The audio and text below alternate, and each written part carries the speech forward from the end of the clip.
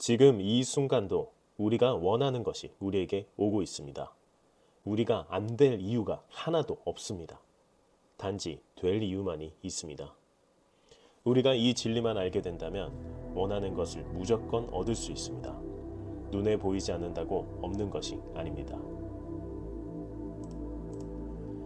끌어당김의 법칙을 최초로 말한 사람, 그리고 행동하라고 널리 전파하라고 한 사람이 누군지 아십니까? 바로 예수님입니다. 기독교를 믿으시는 분들은 아실 겁니다.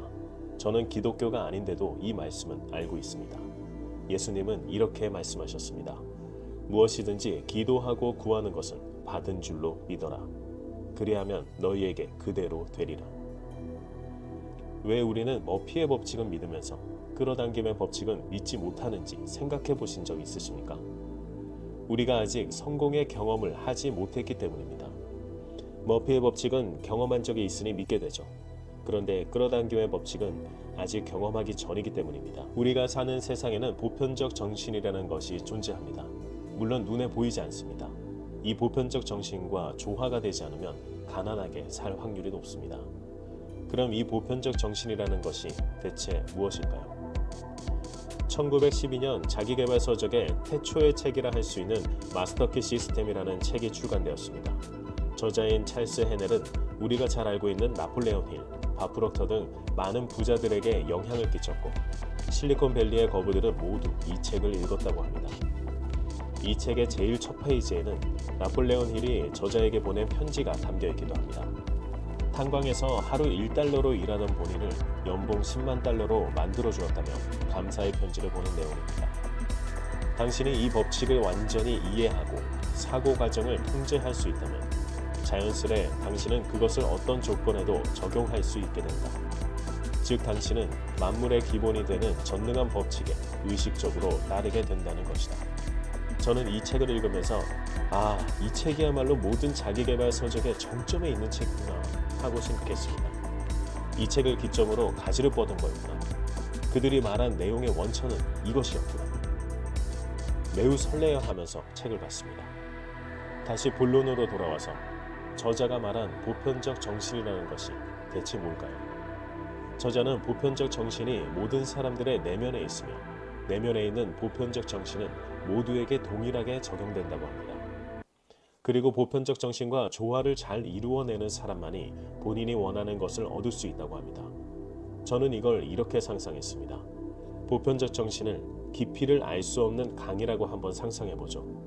그리고 한 사람이 그 보편적 정신의 강 위에 누워서 떠 있습니다. 개인의 생각이 보편적 정신과 조화를 이루어내면 강이 파동을 일으키고 그렇지 않으면 가라앉는 거죠. 우리가 수영을 할 때도 물 위에 누우려면 물과 하나됨을 느껴야 하듯이 이것도 마찬가지입니다.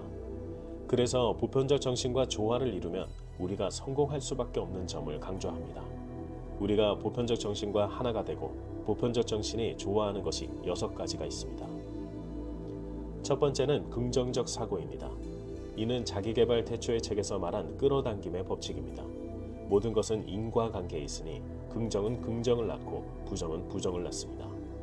인간은 회의적이니 부정적 생각을 할 수밖에 없는 존재이면서 긍정적 생각만 할 수도 있는 존재입니다. 지금부터 이 영상을 듣고 있는 순간만이라도 긍정적인 생각만을 해보면 어떠실까요? 내가 되겠어? 에이 무슨 그거 가지고 뭐가 돼? 라고 생각하지 마시고 나는 된다. 이 조그만 행동이 큰 목적을 이루게 된다고 생각하는 거죠. 생각은 귀찮을 수 있지만 어디서나 할 수 있고 언제든 할 수 있고 긍정적 사고를 하기 시작하면 마음가짐이 달라지게 됨을 모든 사람들이 알고 있습니다. 다만 우리가 안 할 뿐입니다. 그 생각을 한 사람만이 성공을 한다는 겁니다. 머피의 법칙은 있다고 믿으면서 끌어당김의 법칙은 왜 믿기 힘든지 생각해 보신 적 있으십니까? 아직 우리가 성공하지 못했기 때문입니다. 성공하는 모든 사람은 저 법칙을 당연하게 받아들입니다. 긍정적이고 목적 지향적인 생각은 보편적 정신과의 조화를 촉진합니다. 반대로 부정적 생각 또한 보편적 정신에 흘러들어갈 수 있습니다.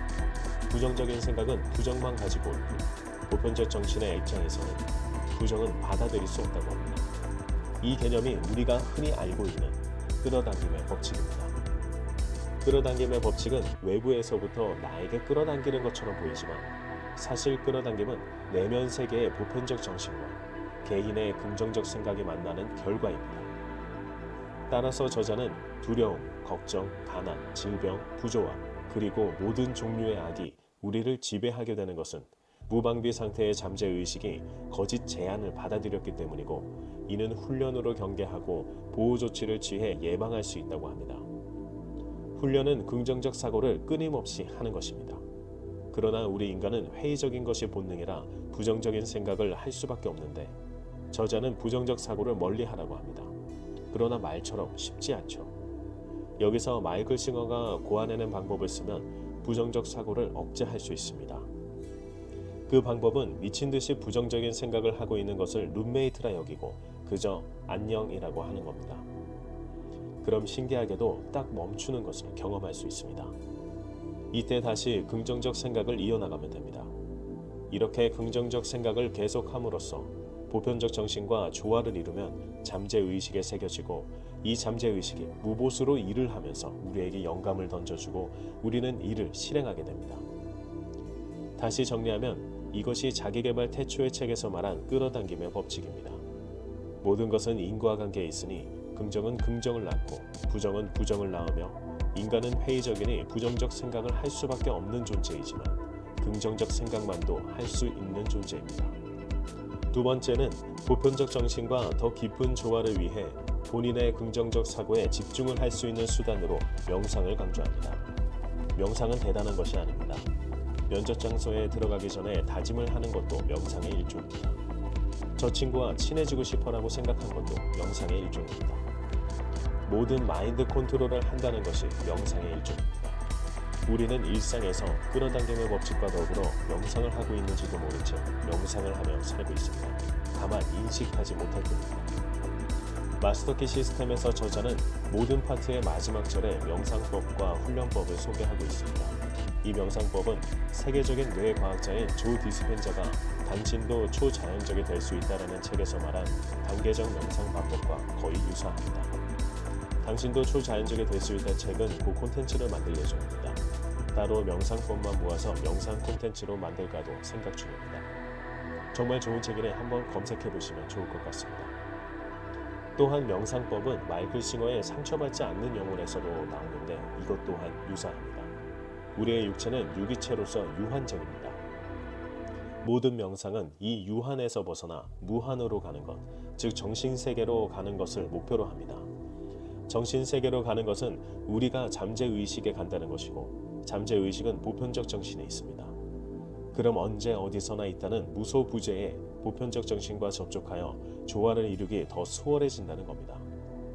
마스터키 시스템의 저자, 뇌과학자인 조 디스펜자, 명상가인 마이클 싱어, 이 모두가 그래서 명상을 강조합니다. 명상을 통해서 우리는 보편적 정신에 더 쉽게 다가갈 수 있고 집중도를 훨씬 높일 수 있습니다. 긍정적 사고에 이어 집중도를 높이면 보편적 정신에 강해 파동이 훨씬 강하게 물결치게 됨을 저자는 강조합니다. 세 번째는 감사와 인정입니다. 나폴레온 힐, 밥 프록터, 조 디스펜자도 감정과 함께하는 마인드셋의 중요함을 강조했습니다. 제가 만든 예전 영상에서도 감정이 동반된 마인드셋을 강조한 영상들이 덜어 있습니다. 나폴레온 힐의 생각하라 그리고 부자가 되어라에서 열망을 설명한 내용이 있는데요. 바로 나폴레온 힐의 아들 이야기입니다. 그는 귀가 없이 태어났고 의사로부터 언어 장애를 겪게 될 것을 선고받았습니다. 그러나 나폴레온 힐은 아이가 자라면서 주변 상황을 인식하기 시작할 때 아주 미약하게나마 청력이 있다는 것을 알게 되었습니다. 이걸 사실 진동으로 소리를 느끼는 형태인 골전도 현상이었습니다. 그래서 힐은 열망에 불탔고 아이에게 들을 수 있다는 열망을 심어주기로 결심하였습니다.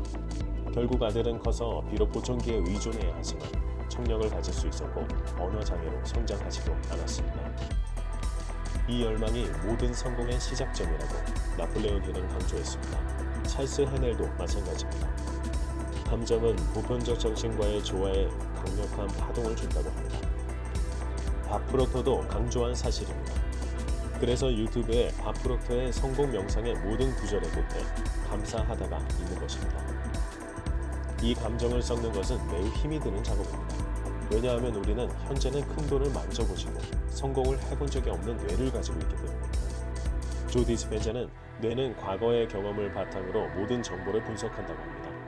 그런 과거의 경험 중에서 매우 감사를 느끼고 좋았던 감정을 미래의 성공을 위해 꺼내야 하는 겁니다. 어렸을 적에 어린이날 부모님에게 받을 선물을 기대하며 설레었던 감정을 꺼내보는 것도 좋다고 생각합니다. 이 설렘을 성공을 했을 때의 감정과 일치시켜 파동을 더 크게 만드는 겁니다. 그래야 보편적 정신의 강에 누워있는 우리의 주변으로 큰 파동이 일어나게 될 겁니다. 긍정적 사고에 명상을 통한 집중력, 그리고 감정까지 넣어 파동을 매우 크게 만드는 겁니다. 그렇지만 일을 하려면 도구가 필요한 순간이 옵니다. 왜냐하면 눈에 보이지 않으면 또 금방 시들기 때문이죠. 그 도구가 바로 보편적 정신과 조화를 이루기 위한 네 번째입니다. 그것은 목표 설정과 시각화입니다.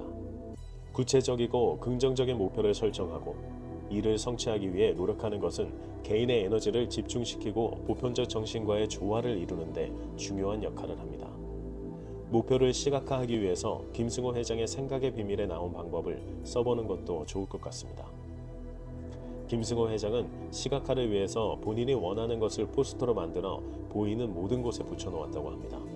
또한 마케팅 설계자의 러셀 브로슨도 본인의 상품을 팔기 위해 정한 타깃을 꿈의 고객이라 칭하고 그 꿈의 고객을 상상한 모습을 포스터로 만들어 붙여놓았다고 합니다.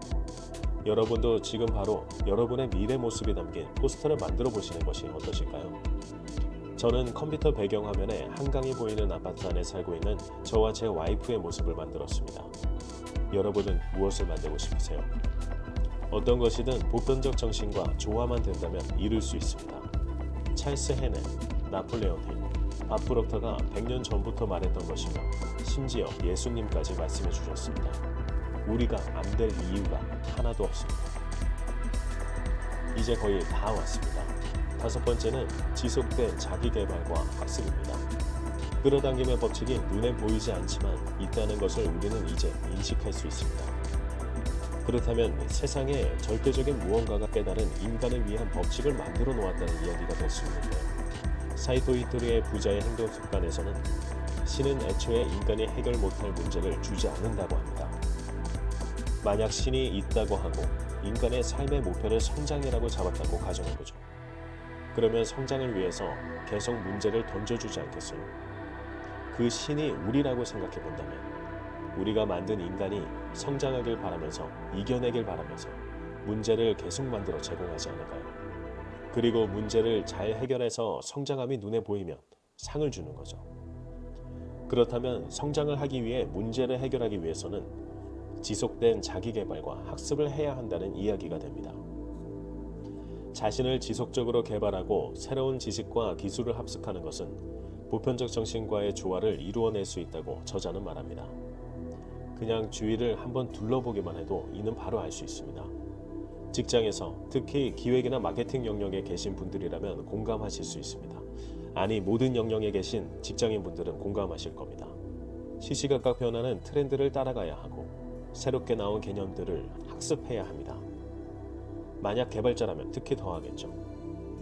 그런데 자기개발과 학습으로 인해 본인이 성장했음을 느끼는 순간이 오게 됩니다. 그리고 성장을 발판으로 다른 기회가 찾아오기도 하고 완전히 다른 길이 열리는 순간도 올 수 있음을 빠르면 30대, 대부분 40대와 50대 분들은 경험해 보셔서 아실 겁니다. 끝으로 여섯 번째는 일본 납세의 길이 부자인 사이토 히토리가 말한 것과 같습니다. 저자는 자비와 이타적 행동이 보편적 정신과 조화를 더 강하게 만들 수 있다고 합니다. 사이토 히토리도 본인이 지혜를 얻었다면 반드시 널리 알려야 더 크게 돌아옴을 알 수 있다고 했습니다. 찰스 헤넬도 같습니다. 대부분의 성공한 사람들은 자비와 이타적 행동을 강조합니다. 억만장자 시크릿에도 나오는 이야기입니다. 마스터키 시스템의 저자는 내면 세계에서 보편적 정신과 긍정적 사고로 연결되고 그 사고에 집중하고 감사를 느낄 때 무조건 좋은 쪽이어야 한다. 좋은 것이란 다른 사람을 위한 것입니다. 그렇다고 무조건 이타적인 것을 보편적 정신이 좋아하는 것이 아닙니다.